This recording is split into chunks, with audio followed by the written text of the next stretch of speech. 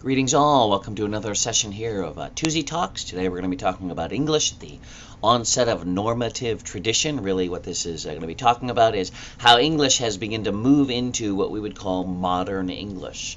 Early modern English saw different flavors, but they were much closer to what we are today, but because of a number of factors, began to morph a little more into what would be now called normal modern English. Happened for a variety of reasons, including mobility, the fact that there were prescriptivists now on the move, and also because of a lot of information that was collected, and you could see this morphing. It was quite an interesting time as well. The 18th century, there was this desire to have a standard of English. Now, the first time that we have an official standard of English. During the 18th century, the Royal Society had this task assigned. That was their goal, to create a standard. And so there were people who were going out and creating rules, creating rule books for writing or for grammar or for, what constitutes a word and what doesn't type of thing. So these rules were being written up and published. Interestingly enough, they were not being published by the Royal Society or even by the government, but they're being done by private individuals. It's also interesting to note that a lot of the rules that are being made here in the 18th century were actually broken by Shakespeare a couple of hundred years earlier. He broke the rules, and that was okay because he was, after all, an artist. He was one who was trying to speak particular words and phrases that people in different cultural registers spoke, and so that's the way he did it.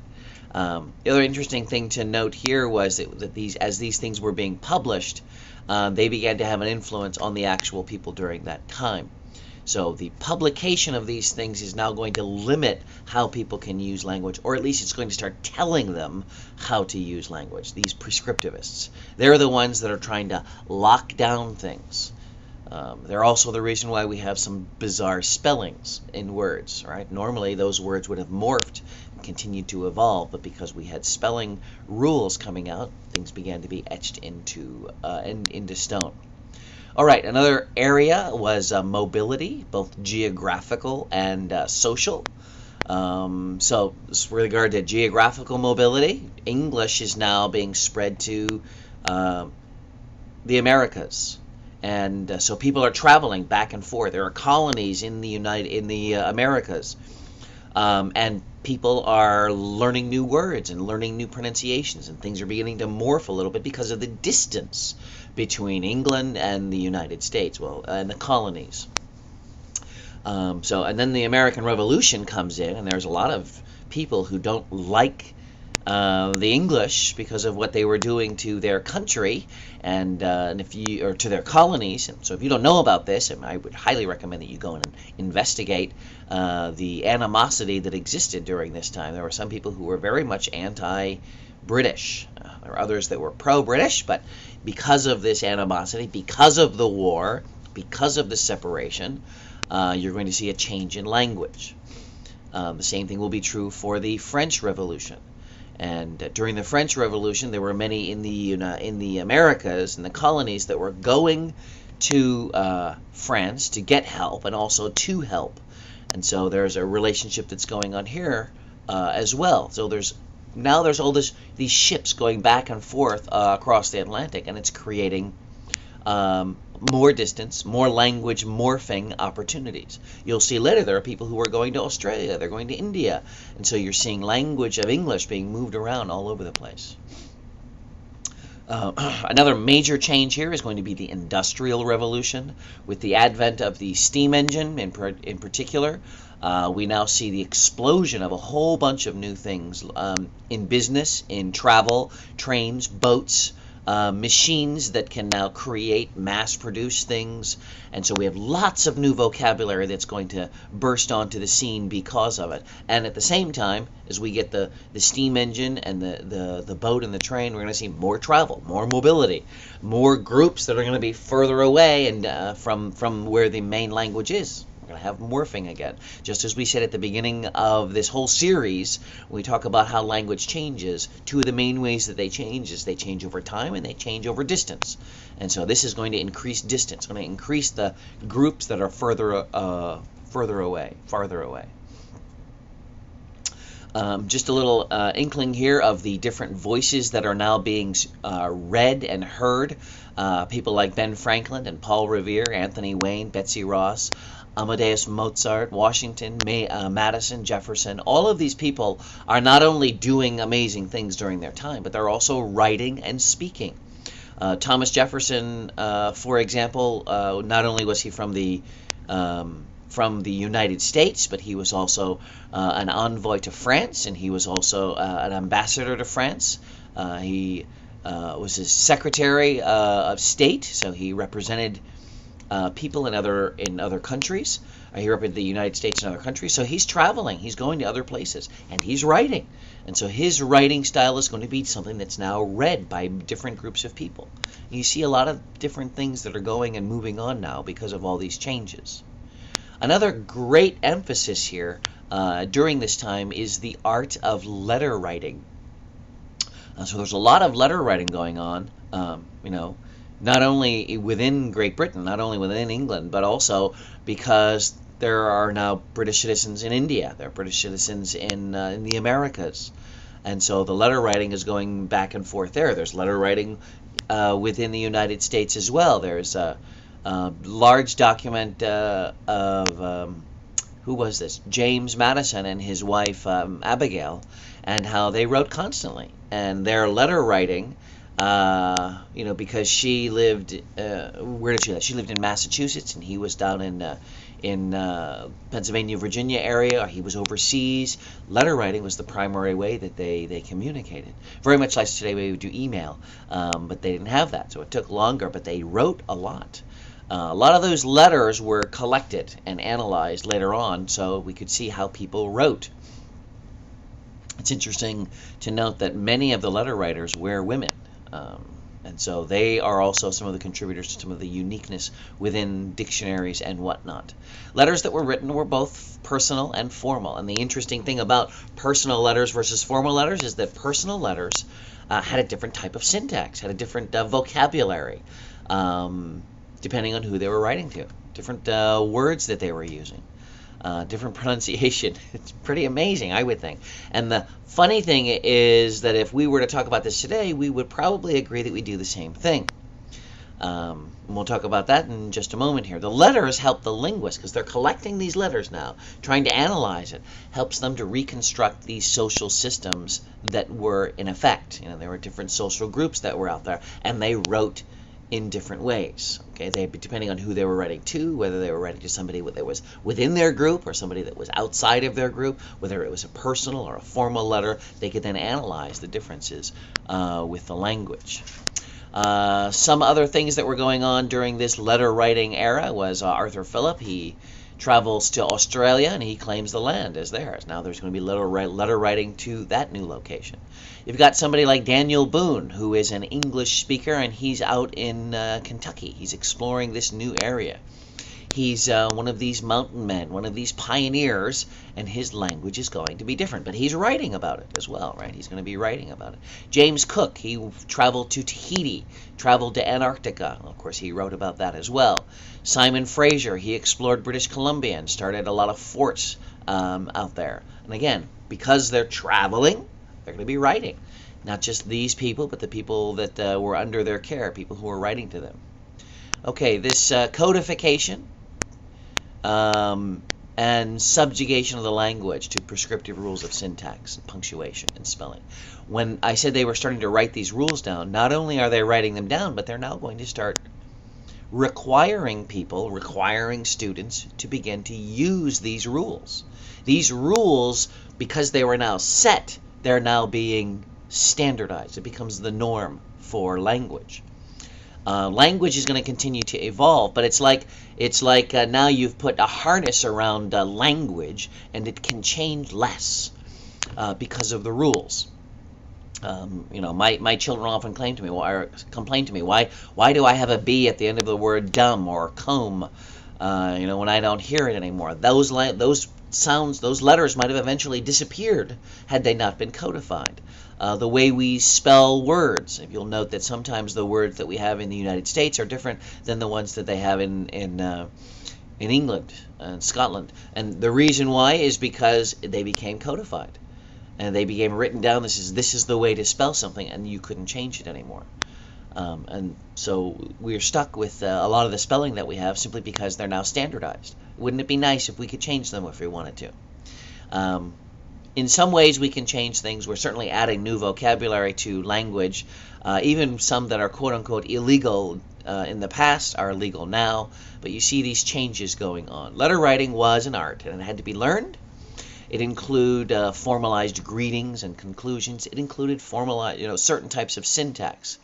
During this time. Now, when someone received a letter, especially if it was not a very personal letter, it was handed around. It was spoken out in particular events. If you had a political letter from a letter from the governor, a letter from your senator, and it was brought to you, it was read out loud. When the Constitution was signed, it was brought to a number of cities, and it was read in its entirety to the peoples. Didn't have projectors back then, so that's what it was done. It was brought to a certain area. A town near where I live, the town of Easton in Pennsylvania, they actually reenact that because because when the Declaration of Independence was written, the copy of it was brought to this little town, and at the town square it was read aloud so that everybody could hear what it was and that everybody had signed it. So things were different than what they were now. It was a social event. It was something to be shared publicly, especially if it was more of a public nature type of thing. And so they're beginning to see how things were modified and how things were standardized during this time. Okay, they had these specialized rules. And I could ask you now, when you're writing an email to a friend, you write in a certain form and fashion. When you're writing to your teacher or your boss or a prospective employee, you're going to write differently. And so we write differently based on the intended audience. So did they when they were letter writing. They were more formal when it was a more formal situation and more private, less formal when it was a less private or more private situation. And I could ask you why you do that, but I'm assuming that you understand why you're doing this, just with regard to formality and being more proper, being more socially distant, as is the norm. So anyway, they see this when they're looking at writing as well. All right, some things that have changed during letter writing. Grammar was basically established during this time, but there's going to be new vocabulary that's added. New vocabulary because of the new things that are being invented, the new places that are being explored. So grammar is pretty much set in stone at this time, even though they're now writing rules for it. Now, there are some things that have changed. The use of particular pronouns, the use of particular verbs, they're going to see those changes. And you're going to see them starting to be etched in stone and people, quote-unquote, breaking those rules. Spelling was discovered that there were two different types of spelling. You had your private spelling and your public spelling.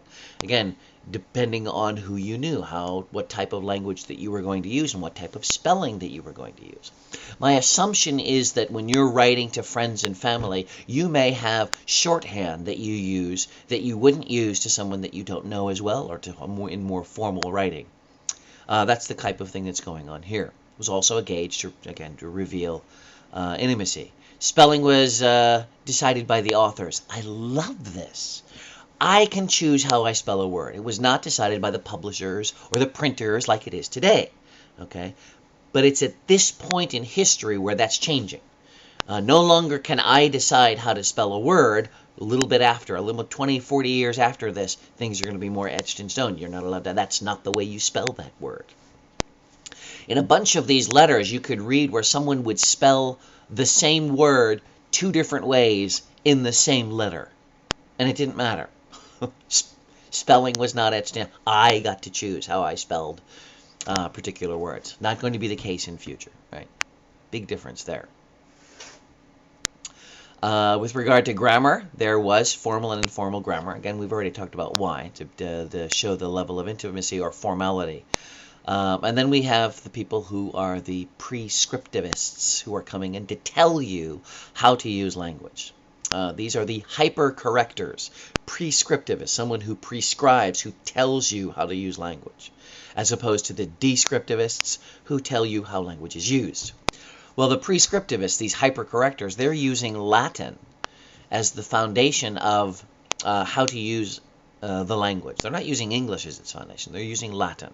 And so they make up some rules that may not necessarily make sense to us. Okay? The author of this particular section in the text also talks about the androcentric rule. And basically the androcentric rule is, if there's a problem with language, if language is being used improperly, it's probably a woman's fault. Why this is being said, I don't know. Apparently, women were less educated, and so therefore they were misusing, quote-unquote, misusing the language more. It's also interesting that during this time, we talk about the sex indefinite, which is, for example, he, right? Anyone can go to the party if he wants to. And the he here is sex indefinite. That particular rule was actually created by a woman. It was written down and created by a woman. Now, did she collect this rule from somebody else and then just write it down, or did she create the rule up by herself? I do not know. But it's interesting that that rule was created by her. Now, today, we have a continuing battle of whether we use he as the sex indefinite, the third person indefinite, or do we use it as, do we use you or they? In public, in formal writing for a journal or a newspaper magazine, oftentimes, most of the time, you're forbidden to use he as the sex indefinite. But this has come around for 180 years ago from this time. There was this issue that was brought up. How do we deal with this? We lost some pronoun uses because some of the things that we got rid of in earlier times. There was also the you was rule. And they try to eliminate this, but there are still places in the world where it's still being used instead of you were. You was being singular. He, she, don't instead of he, she, doesn't.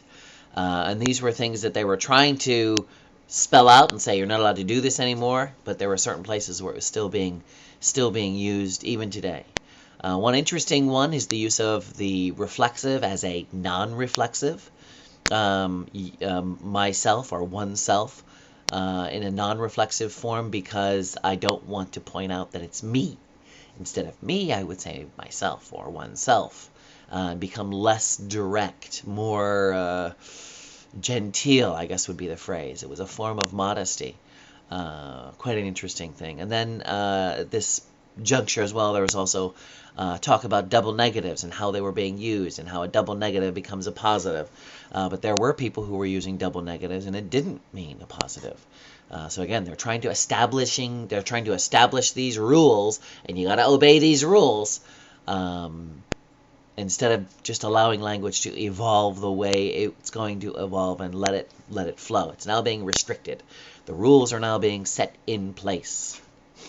Okay, vocabulary. Obviously, vocabulary is exploding with new words, with this new industry, with new travel and seeing new things and meeting new people, the interaction with new cultures. There are lots of new words that are coming into effect here. At the same time, the Oxford English Dictionary, the OED, is being written. And there are a lot of entries in the OED. If you've ever seen the OED, I would highly recommend you go take a look at this tiny little dictionary. Here's a copy or a sample or picture of what the OED might look like today. It's continuing to grow. They've collected these dictionary entries. They'll find a word, and then they're going to go back and find the oldest use of this word in writing. And of course, where do they get their writing from? Yeah, the letters of this era, right? As early as the 16, the 17, the 1800s. They're collecting this and they're using this information and they're adding these entries into the OED. Now, the material that's being collected is being used and being placed into here, and that's how you can learn about where all the history of these words are. This is an excellent text. I highly recommend just go play with it. They may have a digital version of it. I mean, but to go into the library and see this wall of books all together, to go in and go look up a particular word and find not only the definition, but where it comes from as far as its etymology and also how it's being used in history. Quite an interesting piece of material there. A lot of the materials that were collected by people who could write and wrote and had time to write, so they were probably from the upper class. And some of them were personal, some of them were private. That's where they get all these distinctions from. Right around this time, Dr. Johnson's dictionary recorded new words at the first time, and they were also included into the OED, the Oxford English Dictionary. There were other things that were being evolved. Suffixes, for example, were being added and used at interesting ways and places. We have word like waitress. We used to have a word called a stewardess. Some people used to try to use the word farmeress. We have actor and actress. Anyway, ESS was being used, and sometimes it was being overused. Places where it wasn't commonly used before, but people are trying to expand language. The same thing with the prefix undo, unfix, right? Unspeak. People were beginning to believe that you could use on anything and make it a negative. New words, and these were all seen and understood and added to the dictionaries because of all the letter writing that they could collect. Now, looking at all of these materials, looking at all of the letters and formal written documents, we begin to see these social networks and how they're using language to increase their notoriety, increase their social stature. And so we have their social stature being helped on by language, both lexically and morphologically. So the impetus, the drivers of language change during this time were the up-and-comers, people who wanted to go from middle to upper class, or lower to middle class, or lower middle to upper middle, right? These people were the aspiring socialites who wanted to move up. And in order to do that, they needed to create all those new words, these inkhorn writers. They wanted to use language to help build them up so that they become more acceptable to the higher classes. Similar to today, possibly. The networks that evolved did not make up a single universal social network. You had smaller groups. You had an in-crowd. Some networks were closed. It was just this particular group that always worked and functioned together. They're not going to get much upward mobility there. In open networks, you could meet people that you didn't know as well, and so you had different language. And if you wanted to meet someone from a network that was a little higher than your social status, that was the way you would do that. So there were different subsets of things going on. Some that were closed, some that were open, some that were lower, some that were higher. Okay? And so each set had their own style of writing, their own style of speaking, and so you had to learn and try to move in to those sets. All of them were trying to stress a universal, and we're moving toward a codified standard. These are the people involved in trying to standardize everything, okay? At least they were trying to do this in public. They were trying to make a universal standard. In the private sections, things were less rigid. There were less rules that were going on there. Personal letters, etc., they painted a different picture, and there was greater freedom there. They were willing to spell differently and use different grammar, use different word choice. But in the public sector, the reins are coming in, things are being tied down. And that's all I have for this particular section. If you do have any questions, you can certainly give me a holler. Thanks for stopping by, and I'll talk to you later. Bye-bye now.